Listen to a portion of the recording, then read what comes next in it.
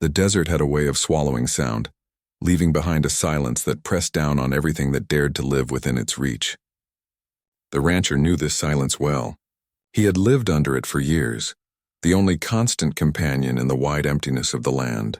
That evening, as the last stretch of sunlight bled across the horizon, he rode back toward his cabin, his horse's hooves leaving faint impressions in the dust that the wind would erase within minutes. He had been checking the far fence line, making sure no cattle had wandered too far. Out here, strays were easy pickings for coyotes and wolves, and he couldn't afford another loss. Life on this land was already hanging by a thread. His thoughts were heavy, circling around drought, fences, and bills he couldn't quite pay. But then something caught his eye, something strange against the usual empty canvas of the desert floor. At first he thought it was a dying animal, a coyote perhaps, struggling for breath as the heat of the day surrendered to the cooling night. The way it crawled, slow and painful, stirred a familiar instinct in him. One born of years of ranching, he almost rode on, telling himself nature would take care of itself as it always did. But something stopped him. There was a shape to the figure that felt different. He reined in his horse, squinting against the wind-blown grit, and then the truth gripped him so suddenly that his breath caught. It wasn't an animal. It was a girl. She lay sprawled in the dust, her arms trembling as if each movement required more strength than her body had left. Her skin was darkened from the sun, blistered in patches, and her lips cracked as if she hadn't touched water in days. Her hair, tangled and streaked with sand, framed a face that seemed far too young to have endured such suffering. For a moment, the rancher froze, the weight of the sight pinning him in place. He was a man used to hardship, but this was something different. He swung down from his horse, boots crunching on the gravel as he rushed to her side. Her breaths came shallow, uneven, like every inhalation might be her last. He knelt, hesitating, unsure whether to touch her, unsure if she was beyond saving. But then her eyes flickered open, dark eyes, wide and wild, filled with fear and desperation. She tried to speak, her voice nothing but a rasp, but the sound barely made it past her throat. "Water," she whispered. The rancher's chest tightened. He pulled the canteen from his belt and tilted it carefully against her lips. At first she coughed, sputtering as the water hit her tongue, but then instinct took over and she drank greedily, clutching weakly at his hand as though afraid he would take it away too soon. He let her drink until he felt the weight of her grip ease, and then he pulled it back, careful not to let her make herself sick. "You'll be all right," he muttered, though he wasn't sure if he was trying to convince her or himself. Her head rolled to the side, and for a moment he thought she had slipped away, but then she forced out a single word, rough and trembling. "Apache."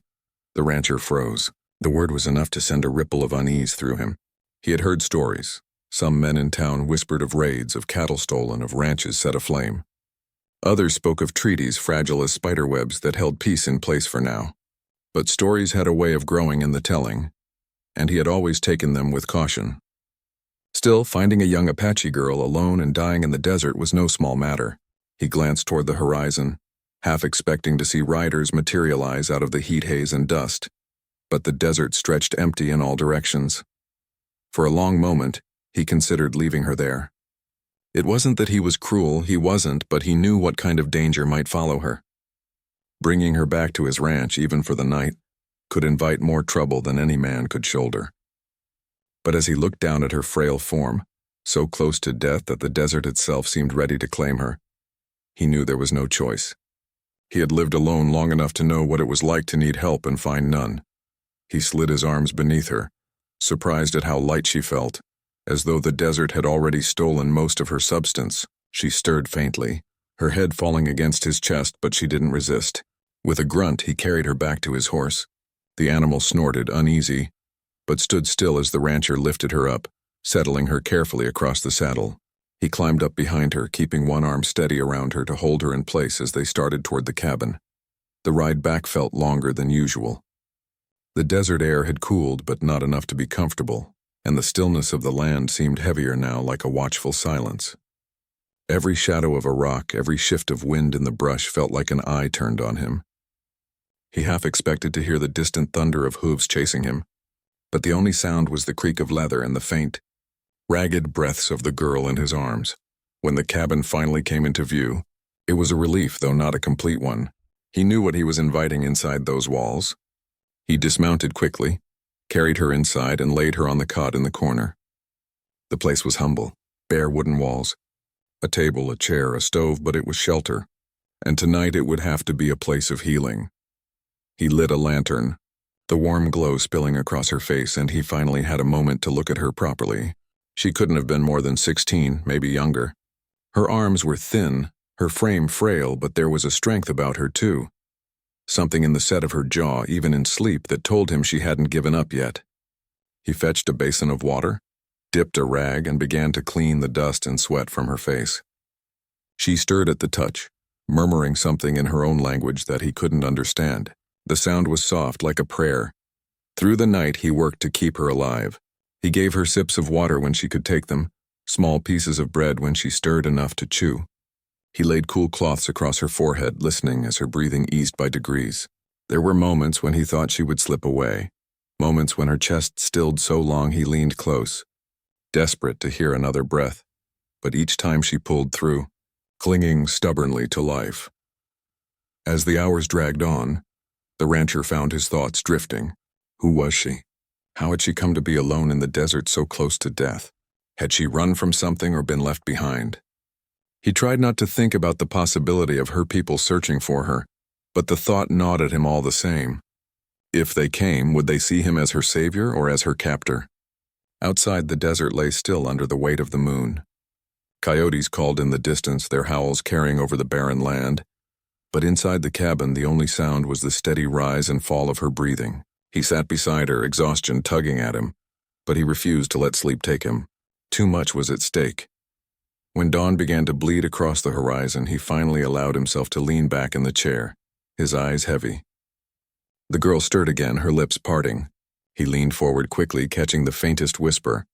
"Apache," she said again, this time with a flicker of urgency in her voice, before her eyes drifted shut once more. The rancher sat there in silence, the word echoing in his mind, heavy with meaning. He didn't know what it meant, if it was a warning, a plea, or a promise, but he knew one thing for certain. His life was no longer the same as it had been the day before. The desert had given him a choice, and he had made it. Now he would have to face whatever came with it. And outside, far beyond the edges of his land, the desert was already stirring. The rancher barely closed his eyes that night. Every time he let his head dip, the silence of the desert tugged him awake again, as if reminding him that peace was fragile, that danger might be riding toward him even now. He sat by the cot where the girl lay, her breathing steadier than before but still faint, her chest rising and falling like a flickering flame that could be snuffed out by the smallest gust. She stirred at times, muttering words in her own tongue, whispers he couldn't make sense of, but they carried weight, like fragments of a story he wasn't meant to know. The lantern burned low, its light crawling across the walls, painting long shadows that shifted with the wind outside. He felt those shadows watching him, pressing in, reminding him of the word she had spoken. Apache. The sound of it had lodged itself in his chest, tightening every time he thought of it. It wasn't just a name. It was a warning. He stood once to pour himself a cup of coffee, though his hands trembled enough that he nearly spilled it. He drank anyway, the bitter taste grounding him, keeping him awake. Time passed, but the silence stretched longer than he could bear. He thought of what might happen if her people came, if they found her here in his home, cared for by a white rancher who had no business touching her. Would they see kindness or would they see insult? Would they see an enemy? By the time the horizon began to soften with the first gray hints of dawn, his body was stiff with weariness. He rose and stepped outside, the cool air of morning cutting through the haze of exhaustion. The desert was hushed, the kind of silence that made every sound sharper. The crunch of gravel beneath his boots, the rustle of a distant mesquite bush, the creak of the cabin door closing behind him. He went to fetch water from the barrel, the sky above him still pale with the last traces of night. It was then he saw them. At first, he thought it was a mirage, the kind that teased men in the heat, shapes rising from the horizon that vanished as soon as you blinked. But these shapes didn't vanish. They grew larger, more defined. Riders, horses moving in formation, one then 10, then more. His heart slammed against his ribs as he realized what he was seeing. The land around his cabin was beginning to shift with movement, the horizon filling with the silhouettes of warriors on horseback. By the time the sun had broken free from the horizon, the sight was undeniable.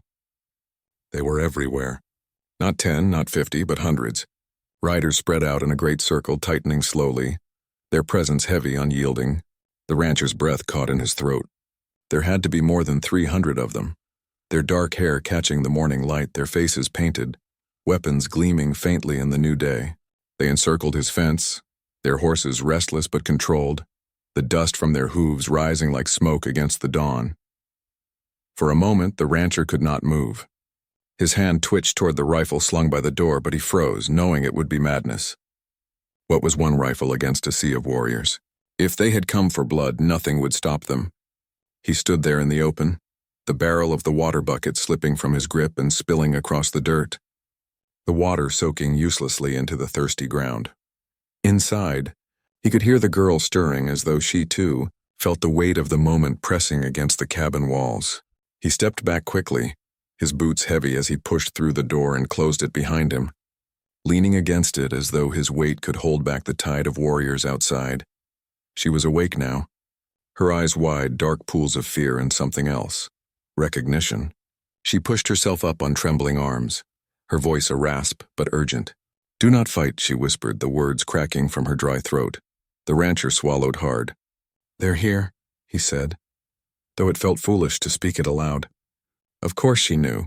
She didn't need to see them to know. She tried to rise further, but her body betrayed her, collapsing back onto the cot. He went to her side, steadying her, but she grabbed his hand weakly, her grip fragile yet insistent. Her eyes locked onto his, fierce despite her frailty. "Do not fight," she repeated, each word deliberate, her gaze drilling the command into him. The rancher felt a knot tighten in his chest. Fighting was suicide, yes, but doing nothing, standing unarmed, left him at their mercy. Mercy was not something men in town spoke of when they spoke of the Apache. They spoke of war cries, of arrows, of lives ended in fire and blood. But this girl, this dying stranger he had carried from the desert, was telling him to lay down every instinct he had to resist, to trust instead in something he didn't understand. Outside, the silence broke. The sound of hooves moved closer, the earth trembling faintly under the weight of so many riders. It was a sound that crawled into his bones, deep and inescapable. He went to the window, peering out through the sliver of space between the boards. The sight froze him. The warriors had drawn tighter, their circle closing around his land, faces painted in streaks of red and black, feathers tied in their hair, lances and rifles glinting in the sun. They sat tall on their horses, silent, their eyes fixed on the cabin. The sheer stillness of them was more terrifying than any war cry could have been. They didn't need to shout, didn't need to raise their weapons. Their silence spoke louder than thunder. They had come with purpose, and he was the center of it. Then one rider broke from the circle, a figure who commanded presence with every step of his horse. He rode forward slowly, deliberately, until he was close enough that the rancher could see the lines etched into his face, the authority in his posture. This was no ordinary warrior. This was a leader. The girl stirred again, her voice barely audible. "Do not fight."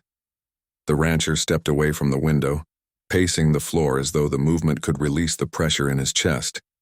His mind raced. He had done nothing but save a dying girl. He had given her water, food, shelter. But now, as 300 warriors surrounded his home, he couldn't shake the fear that his kindness might be seen as trespass. What if they thought he had stolen her? What if they believed he had harmed her before they found her? No man could talk his way out of that. He thought of reaching for his rifle again, of placing it near the door just in case. His hand hovered over it, but the memory of the girl's grip on his wrist, the fire in her eyes when she said those 3 words, stopped him. He left it where it was. The ground shook faintly again as the leader's horse came closer. The sound filled the air, slow and steady, like the ticking of a clock counting down to some inevitable moment. The rancher's breath came shallow. He felt trapped between the walls of his cabin, every creak of wood amplifying the silence outside. Then came the knock, not with a fist, but with the butt of a spear striking the ground just beyond his door. A hollow, echoing thud that carried the weight of expectation. The rancher froze, his heart pounding in his ears. He looked back at the girl. She met his gaze, her lips parting, and though her voice was faint, the word carried clear enough. Trust. The rancher's chest tightened. He wasn't a man who trusted easily, not after years of solitude and hard lessons learned in dust and blood. But here he was, standing on the edge of something far greater than himself, holding the fragile thread of a life he had chosen to save. He drew in a long breath, steadying himself. The desert outside pulsed with silence, broken only by the restless snort of horses and the faint creak of leather. He knew one wrong move could bring everything crashing down, yet he also knew he had already chosen his path the moment he carried her out of the dust. So he stepped toward the door. And as his hand reached for the latch, he understood that nothing in his life would ever be the same again. The rancher's hands hovered near the rifle, but he already knew it was no use. His palms itched with the old instinct to fight, to defend what was his. But the weight of 300 warriors outside was undeniable. No bullet, no courage, no stubborn grit could match what surrounded him now. He stood near the door, his breath caught in his throat, staring at the wood as if he could see through it, as if he could sense the eyes watching from beyond. The silence of the Apache warriors pressed like a storm cloud, suffocating in its intensity. Behind him, the girl shifted on the cot. He turned quickly, expecting weakness, but found something else. Her eyes were open now, clearer than they had been, a spark of determination in them. She was pale, her body still too frail to move with ease, but she carried herself with a gravity he hadn't seen before. She reached for him, her fingers trembling but her voice firm enough to cut through the air between them. "Do not fight." He stared at her, torn between disbelief and fear. "Do you see what's out there?" His voice was low, almost a whisper, as though the warriors might hear him even through the cabin walls. "If they mean to kill me, no words will change that." Her grip tightened weakly around his hand. "If you fight, you die. If you trust, you live." Her words were measured, deliberate, like the wisdom of someone far older than her years. The rancher's jaw tightened. He wanted to believe her, but belief was a dangerous thing when your life balanced on the edge of a knife. He pulled his hand free, pacing the room, his boots striking the floor with each anxious step. His mind spun with possibilities. Maybe he could run. Maybe he could mount his horse and break through their circle, vanish into the desert. But even as the thought came, he dismissed it. 300 riders could close that distance in seconds, and if they didn't cut him down, the desert would finish what they started. No, there was no running, no fighting, only standing, waiting. A shadow moved across the window slat and the rancher froze. The leader had dismounted. He could hear the heavy thud of boots approaching, each step deliberate, each one a warning. His throat tightened. He imagined the face he would see if he opened the door, stern, hard, merciless. The face of a man who could decide life or death with a glance. The knock came again, 3 hard strikes of a spear butt against the earth. Not frantic, not impatient, simply a call, an invitation. The rancher looked back at the girl. She was struggling to sit up now, her body trembling, her hands gripping the edge of the cot for support. The effort alone seemed to drain her, but her eyes burned with fierce resolve. "Open the door," she whispered. "Are you mad?" His voice cracked. "That's an army out there." Her lips pressed together and she shook her head. "They are not here for war. They are here for me." The words hit him harder than any rifle stock could. He stared at her, realization dawning. This wasn't about him at all. He wasn't the center of this storm, she was. The desert hadn't delivered her to him by chance. She had carried with her an entire nation, a weight of history and loyalty that now pressed at his doorstep. The knock came once more, this time followed by silence so deep that even the horses outside seemed to hold their breath. The rancher's pulse thundered in his ears. He reached for the latch, his fingers trembling, sweat slick against the iron handle. He paused, his mind screaming against the madness of what he was about to do. And then slowly he pulled the door open. The light of dawn poured in, framing the figure who stood beyond.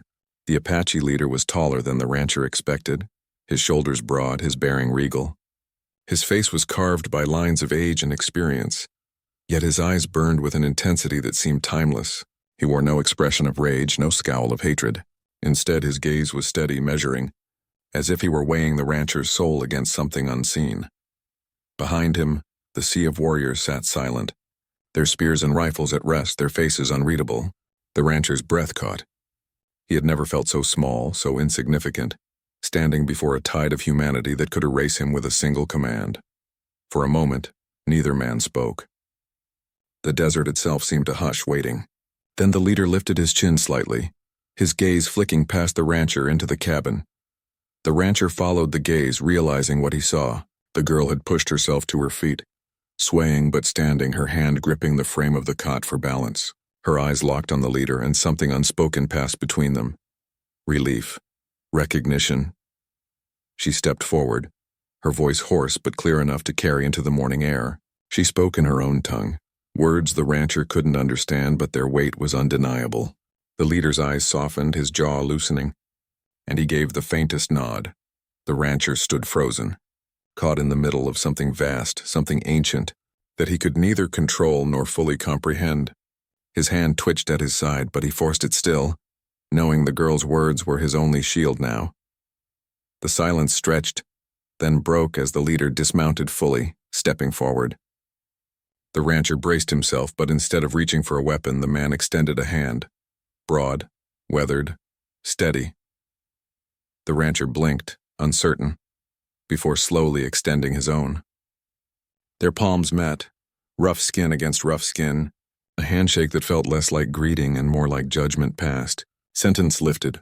The warriors beyond stirred faintly, lowering their weapons, shifting on their horses, the tension unraveling like a knot loosed after too long. The leader released the rancher's hand, his gaze lingering only long enough to acknowledge him, before turning his full attention to the girl once more. She stood taller now, though her body trembled, her strength drawn not from her frail limbs but from the presence of her people. The leader spoke a command in their tongue, and the sound rippled across the circle. Without hesitation, the warriors began to turn their horses, the circle unraveling as swiftly as it had formed. The thunder of hooves rose, not in attack but in retreat, carrying them back into the desert, their dust rising like a curtain drawn across the stage. The rancher stood at the door, stunned, his hand still tingling from the weight of the handshake. He watched as 300 warriors vanished into the horizon, the silence of the desert swallowing them once more, leaving only the faint breeze and the rising sun. Behind him, the girl exhaled sharply, her strength finally giving way. She collapsed back onto the cot, her body weak, but her eyes turned to him with a look that cut deep, gratitude, trust, and something unspoken that tied them now in a bond he could not break. The rancher sank into his chair, his mind a whirlwind. He had expected death, and instead he had been handed something far greater, respect. The desert had tested him, placing the weight of a nation on his shoulders, and he had chosen mercy, trust, humanity. As the last echoes of hooves faded into silence, he realized that in saving one dying girl, he had changed his fate forever. And in that silence, the rancher understood. He had not just survived the night. He had earned a place in a story far larger than his own.